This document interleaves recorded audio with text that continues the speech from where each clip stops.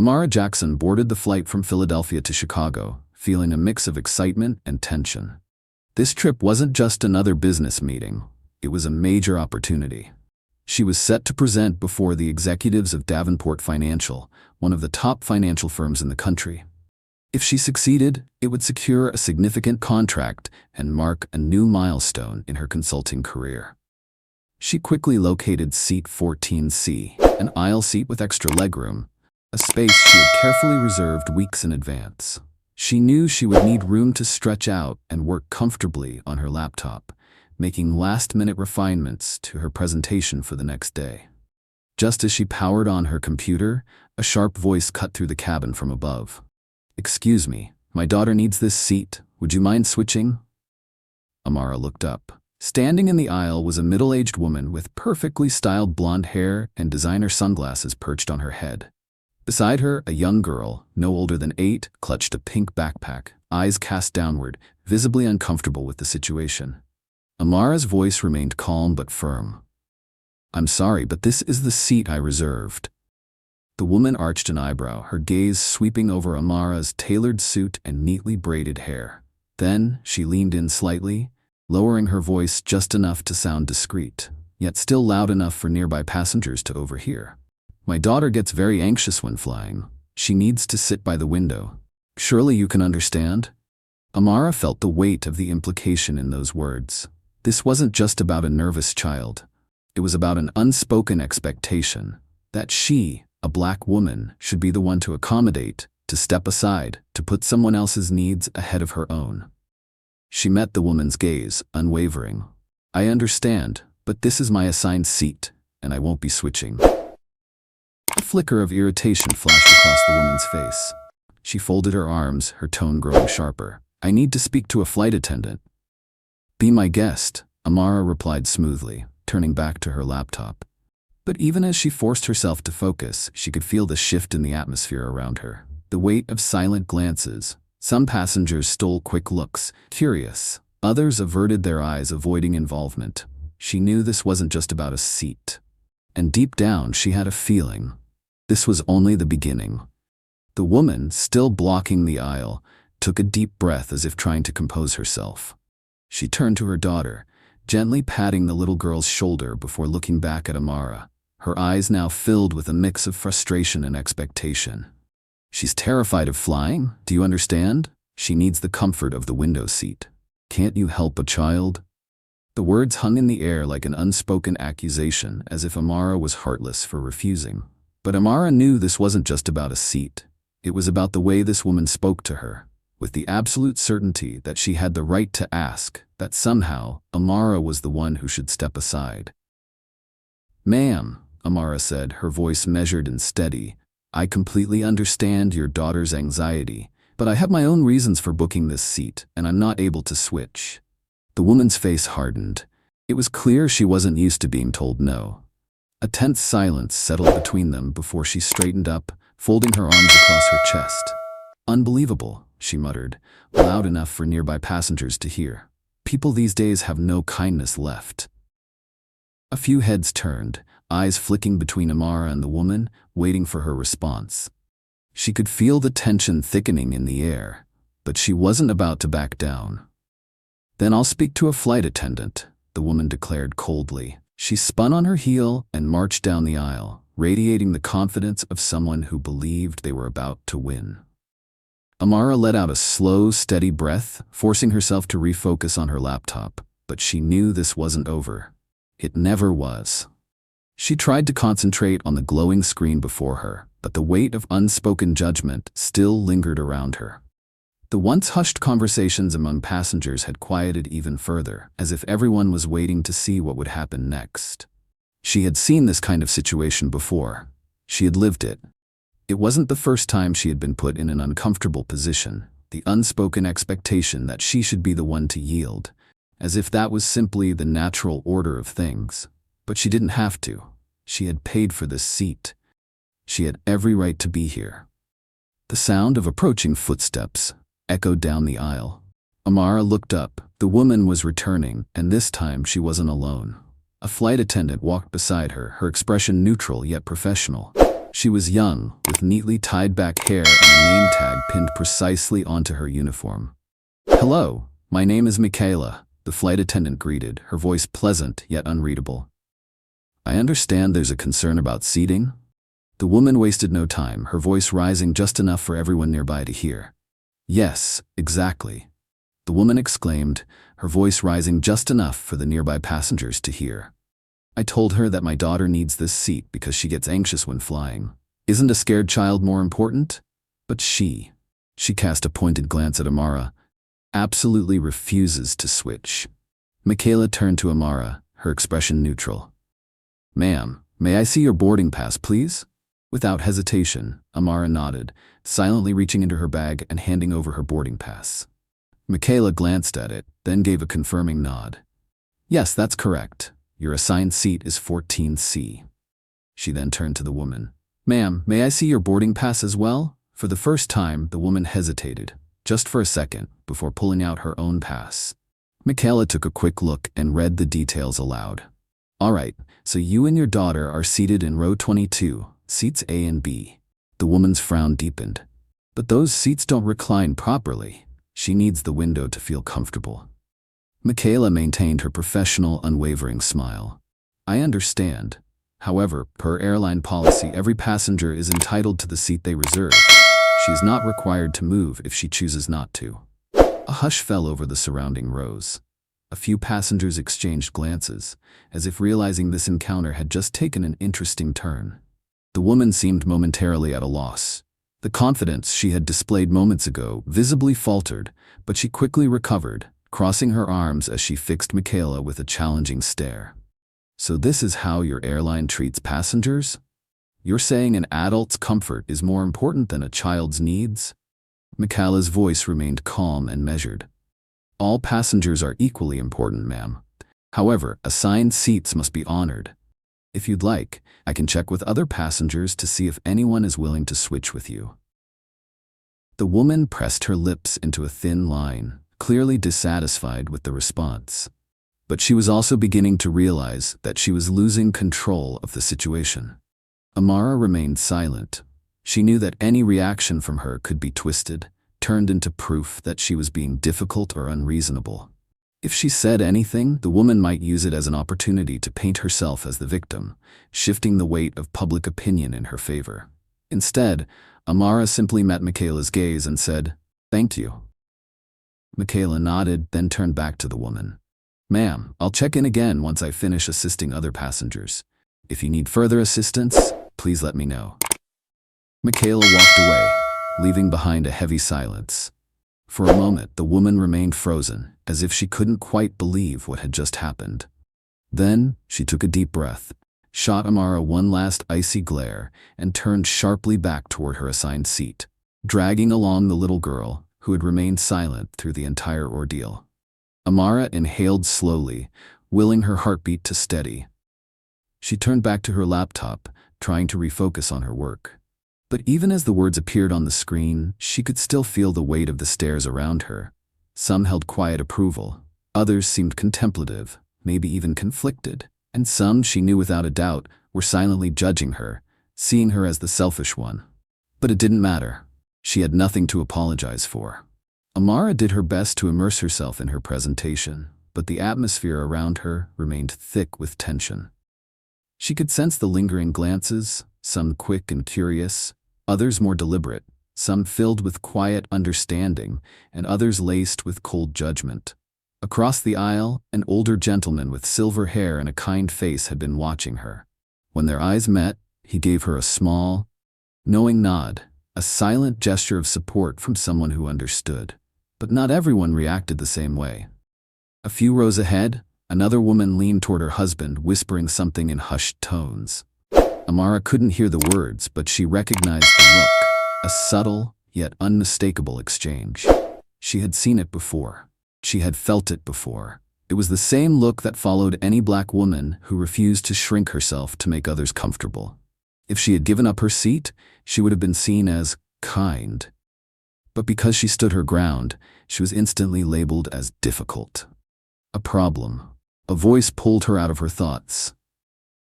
"That was quite the situation, huh? She turned. The man sitting beside her, black in his early 30s, with neatly trimmed facial hair and the sleeves of his dress shirt casually rolled up, was looking at her with a friendly expression. "Not the first time I've seen something like that," he continued. "But you handled it well, calm, steady." Amara studied him for a moment before responding. "Not the first time I've been in a situation like that." He let out a quiet chuckle. Marcus Green." She hesitated for a brief second before shaking his hand. "Amara Jackson." "Nice to meet you, Amara Jackson," Marcus said, his voice carrying a hint of humor as if trying to lighten the lingering tension. "Are you working?" She nodded, pulling her laptop back toward her. "I have an important presentation tomorrow morning." "What field?" "Corporate diversity and inclusion strategy." Marcus raised an eyebrow, suddenly looking genuinely intrigued. "You're serious?" "I work in HR. I'm actually leading a diversity initiative at my company." This time, it was Amara who looked surprised. "Really?" Marcus nodded. "Yeah, I'm flying into Chicago for a conference on workplace policy, but looks like I just happened to sit next to an expert." Amara allowed herself a small smile. This conversation was turning out to be more interesting than she had expected. "I don't know if I'd call myself an expert," she said, "but I've been in this space long enough to know that real diversity isn't just about numbers on a report." Marcus chuckled. "Exactly. I've worked with plenty of companies that showcase diversity for investors, but behind closed doors, it's still the same old culture with the same old rules." Amara nodded, feeling an unexpected sense of connection. This was the first real conversation of substance she'd had since stepping onto the plane. But before she could say anything else, a frustrated voice erupted from a few rows behind them. "Is this really how the airline treats its passengers?" Amara and Marcus turned in unison. It wasn't surprising. Karen Whitfield wasn't done. The tension in the cabin crackled back to life as Karen's sharp voice cut through the quiet hum of hushed conversations. "This is unbelievable," she exclaimed, louder now, loud enough to turn heads. "A child, anxious about flying, and instead of helping, the airline just lets her sit there like nothing's wrong." Amara exhaled slowly, steadying herself. She had thought the situation might settle, but Karen wasn't the type to take no for an answer. "I made it very clear. My daughter needed that seat," Karen continued, turning toward the passengers around her as if rallying them to her side. "I have never seen someone so selfish." And just like that, all eyes were back on Amara. The passengers around them reacted in different ways. Some avoided eye contact, pretending not to hear. Others exchanged looks, whether of sympathy or annoyance, it was hard to tell. But no one spoke up. The older gentleman from earlier, the one who had nodded at Amara, remained silent, his expression tinged with quiet helplessness. This was exactly what Amara knew all too well. No one wanted to get involved in a conflict, especially one that touched on sensitive issues.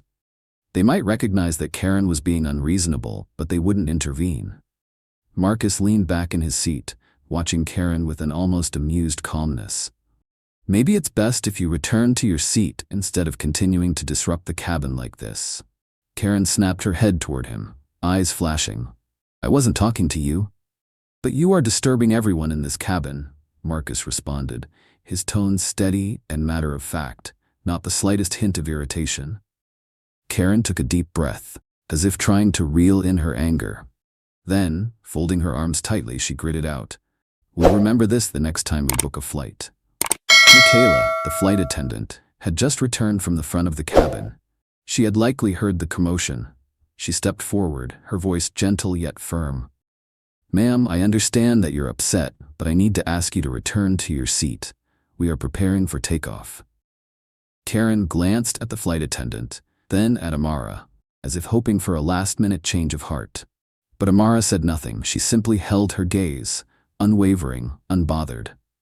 A long moment passed. Finally, Karen shook her head in frustration, grabbed her daughter's hand and marched back down the aisle to her assigned seat. A few passengers exhaled softly, almost imperceptibly. Some returned to their books or phones, eager to pretend none of it had happened. Michaela turned to Amara with a small nod. "Thank you for your patience." "Thank you," Amara replied, realizing that this was the first time someone in authority had actually taken her side in a situation like this. As Michaela walked away, Marcus leaned slightly toward Amara, a subtle smirk playing on his lips. Not bad. You handled that well. Amara raised an eyebrow at him. Did I really have any other choice? Marcus nodded, leaning back into his seat. I have to agree, but I don't think she's done yet. Amara knew he was right. People like Karen Whitfield didn't back down easily, and something told her this wasn't really over. The cabin slowly settled back into its usual rhythm after Karen left, but there was still a lingering tension in the air. A few passengers snuck glances at Amara, as if still processing what had just happened, still deciding who was right and who was wrong. But Amara didn't care. She was used to moments like this, where every look carried an unspoken judgment, where no one said anything outright, but the meaning was still clear. She sighed, about to return to her presentation when Marcus spoke again, his voice light but laced with meaning. Does this kind of thing happen to you often? The question caught Amara slightly off guard, but she didn't mind. There was something about the way Marcus asked, not out of idle curiosity, but genuine understanding.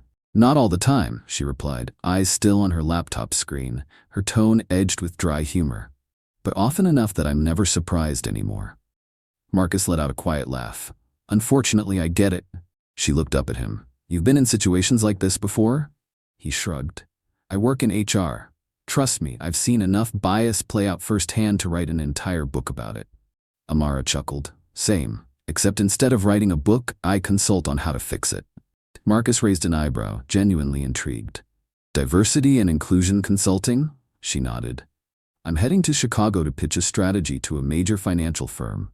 If it goes well, they'll implement my framework across the entire organization. That's interesting, Marcus said with a thoughtful nod. I'm also flying in for a conference on workplace policy. Turns out we have more in common than I expected. Amara glanced at him, taking a moment to assess him. She wasn't used to strangers on flights taking a real interest in her work, but Marcus felt different. He wasn't just making conversation, he actually understood this world. So your company is working on diversity strategy too? She asked. Marcus let out a short laugh. We're trying. But honestly, it's still a struggle. Leadership loves talking about diversity, but when it comes to actually changing policies, they hesitate. Amara nodded. I know the type. They love showcasing diversity to impress investors but refuse to change the power structures that actually matter. Exactly, Marcus laughed. I might need you to consult for my company too.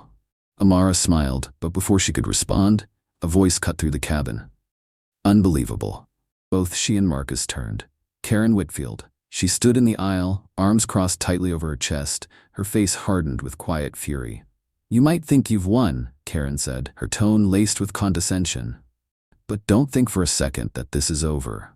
The air inside the cabin seemed to freeze. Passengers who had begun relaxing now glanced at each other, realizing that this confrontation was far from finished. And Amara knew she had been right all along. Karen Whitfield wasn't the type to let things go. Amara met Karen's gaze head-on, her expression calm, unreadable. She wasn't surprised Karen had come back.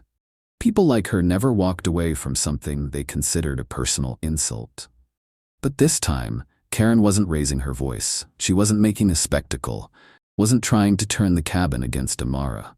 Instead, she lowered herself slightly, resting one hand on the empty seat beside Amara, leaning in just enough to make it clear that this was a private message. Very clever, Karen said slowly, her voice quieter now, but dripping with contempt. You know how to stay composed in front of an audience, but don't get too comfortable. Amara raised an eyebrow. I'm sorry, what exactly are you talking about? Karen's lips curled into a thin, unfriendly smile. We'll meet again, and next time, you won't have anyone stepping in to protect you. Before Amara could respond, Michaela appeared. Ma'am, the flight attendant said, her voice gentle but firm. I need you to return to your seat immediately. We're preparing for takeoff. Karen glanced at Michaela, the anger in her expression flickering. But then she exhaled sharply, straightened her posture, and shot one last look at Amara before turning away. Amara watched as Karen walked back toward the rear of the cabin, a strange feeling settling in her chest. This wasn't just anger. There was something in Karen's words that felt like a warning. She turned to Marcus, who had been quietly observing the entire exchange. He slowly shook his head. She's definitely not just some random passenger. You think so too? Amara asked, a hint of uncertainty creeping into her voice. Marcus folded his arms, leaning back into his seat. Most people, when they're denied something, they get irritated and move on. But she acted like this was about something much bigger than her daughter's seat. Amara didn't respond, but a strange feeling began to settle in her chest. The plane started to taxi down the runway, the fasten seatbelt sign glowing above them. The captain's voice crackled through the intercom, announcing their imminent takeoff. She tried to shake the unease, shifting her focus back to her presentation. But Karen's words lingered in her mind. We'll meet again. Amara didn't believe in coincidences, and something told her this was only the beginning. By the time the plane landed at O'Hare Airport, it was already late evening. Amara pulled her suitcase through the terminal, her mind still replaying the odd encounter with Karen Whitfield. The woman's words echoed in her head, like a warning she couldn't quite ignore. But she pushed it aside. She had a major presentation in the morning, and that was where her energy needed to be. As she waited for her car, her phone buzzed. A message from Marcus. Good luck with your presentation tomorrow. If you need an ally in this city, just reach out. A small smile touched her lips. They had only known each other for less than a day, but there was something about Marcus that felt trustworthy. Her taxi pulled up, and she slid into the back seat, watching as the Chicago skyline came into view. The rest of her night was spent in her hotel room, fine-tuning every detail of her presentation, ensuring that it was flawless. The next morning, Amara stood before the towering glass facade of Davenport Financial's headquarters, a gleaming high-rise in the heart of downtown Chicago. One of the country's leading financial firms, they were seeking to overhaul their diversity and inclusion strategy. If she could convince their leadership, this could be one of the biggest contracts of her career. Taking a steady breath, she strode toward the front desk with confidence. Amara Jackson, I have a 10 a.m. meeting with Mr. Richard Davenport. The receptionist smiled, scanning her list before gesturing down a sleek hallway. You'll be meeting in the Beacon Room. They're expecting you. Amara nodded and stepped forward, ready to take on the challenge ahead. But the moment the door swung open, Amara froze. At the head of the long conference table, seated alongside CEO Richard Davenport, COO Elizabeth Wells, and the company's senior executives, was someone she never expected to see again. Karen Whitfield. The woman from the plane. It took Amara a fraction of a second to regain her composure, but inside she could feel her pulse quicken. Karen sat there, clad in a perfectly tailored navy blue suit, her expression calm and composed, as if nothing had ever happened. But when their eyes met, a flicker of surprise crossed Karen's face, so brief that if Amara hadn't been watching closely, she might have missed it. Amara Jackson, welcome to Davenport Financial. Richard Davenport stood and extended a handshake. Amara kept her professional smile intact, shaking hands with each person in the room until she reached Karen.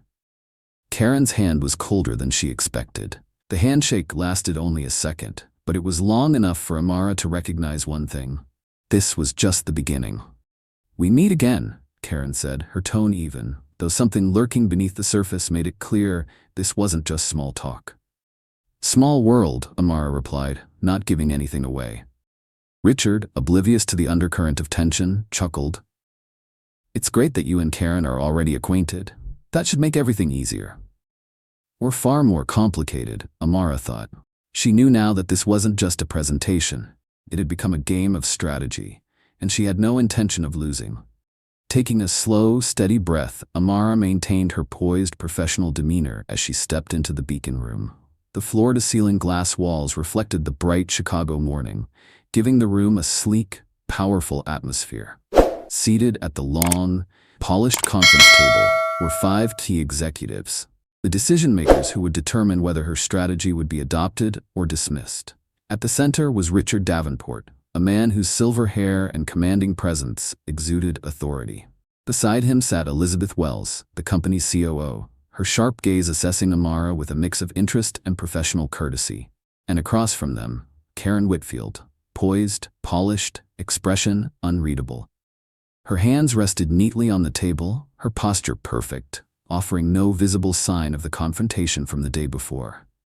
We're glad to have you here, Amara, Richard said, his voice steady and welcoming. "We've been looking forward to your presentation." Amara smiled and nodded. "Thank you. I'm looking forward to sharing my strategy with Davenport Financial." She opened her laptop and connected it to the conference room screen. The first slide appeared. Diversity and inclusion strategy, turning differences into a competitive advantage. She began her presentation with confidence, backing her arguments with concrete data, proving that diversity wasn't just an ethical choice, it was a smart business move.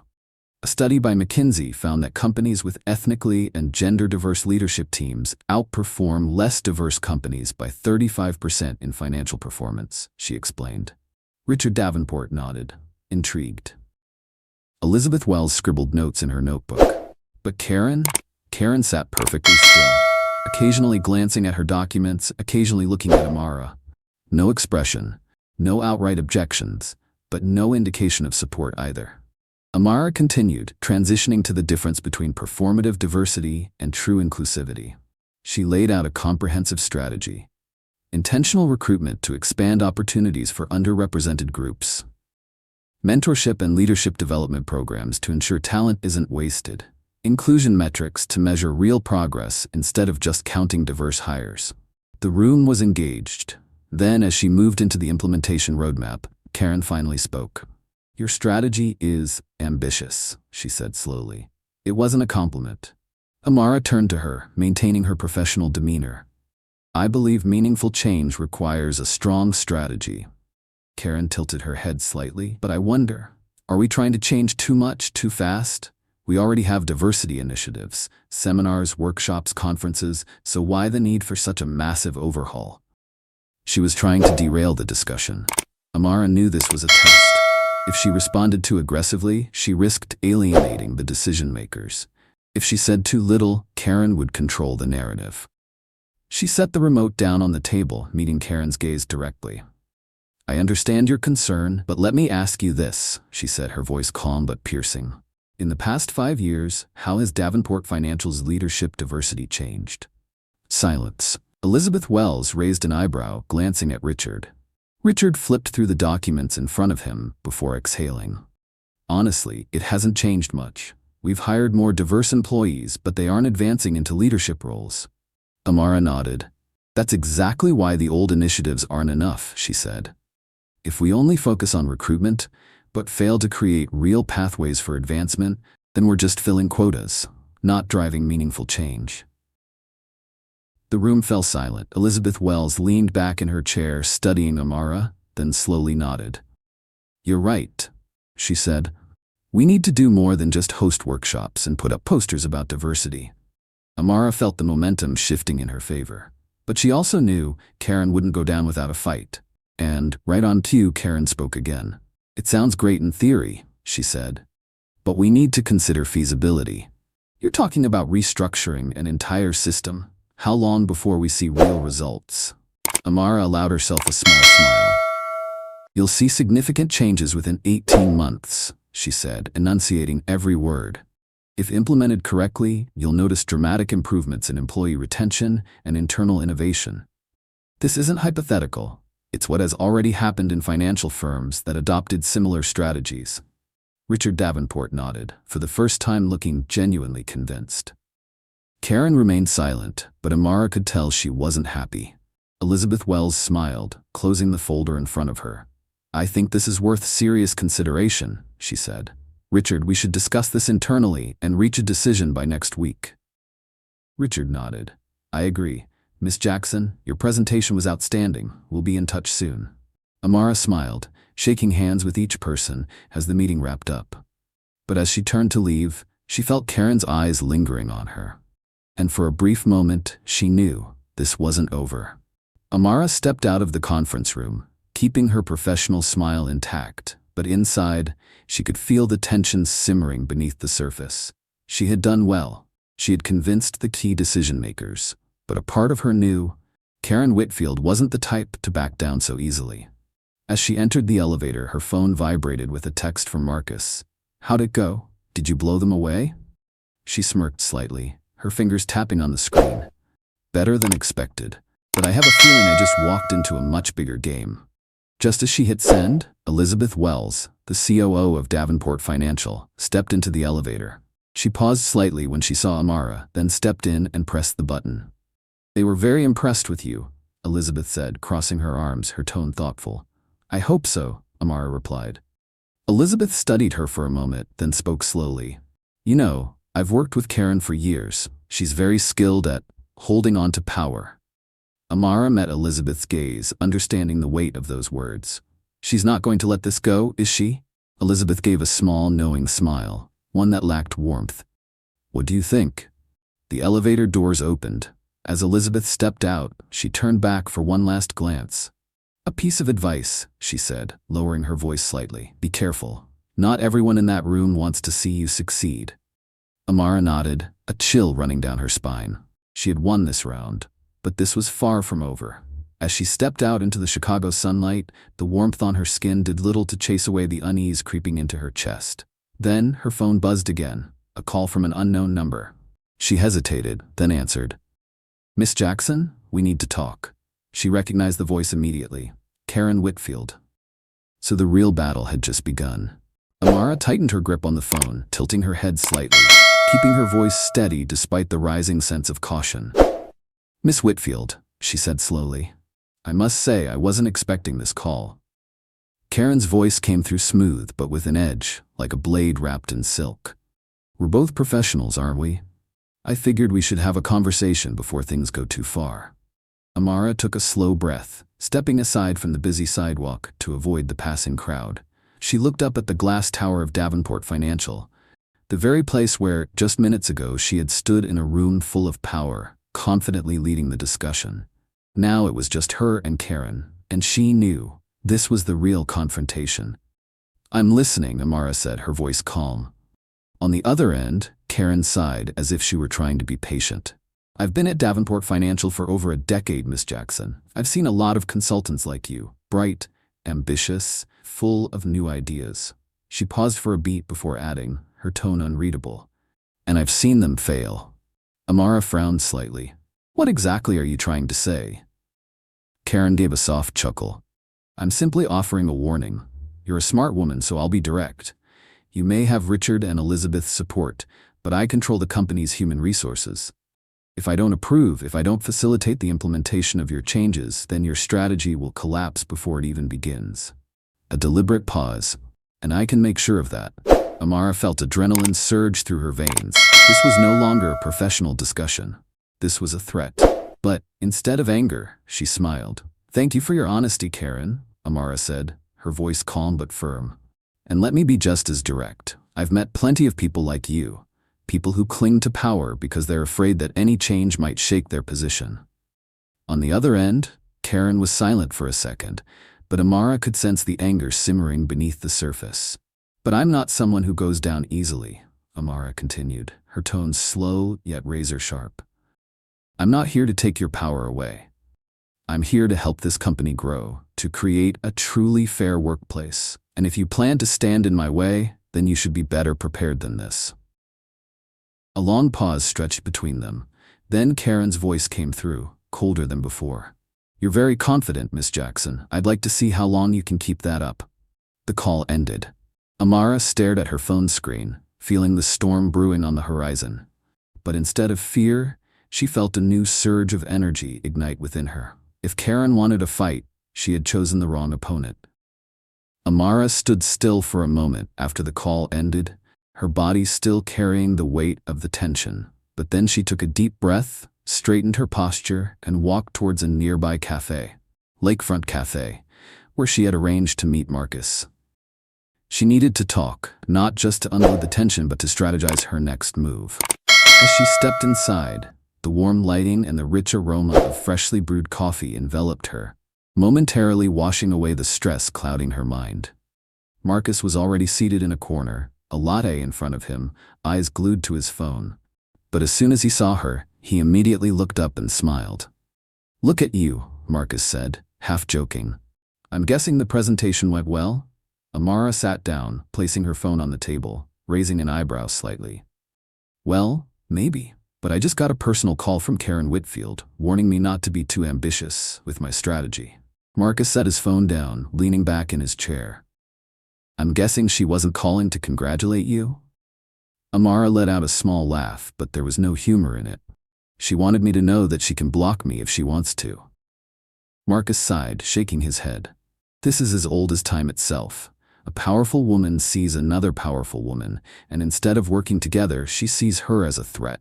It's not just about women, Amara said, her eyes thoughtful. It's about power. Karen has built her position in this company for decades, and now I come in, proposing changes that she can't control. She doesn't want to lose her influence. Marcus rested his chin on his hand, his eyes glimmering with interest. So, what's your plan? Amara picked up her Americano, stirring it lightly, her gaze sharpening. I can't confront her directly. Not yet. If I do, I'll only force her to solidify her power even more. She locked eyes with Marcus. I need allies. People within the company who want change but don't have a voice. Marcus nodded slowly.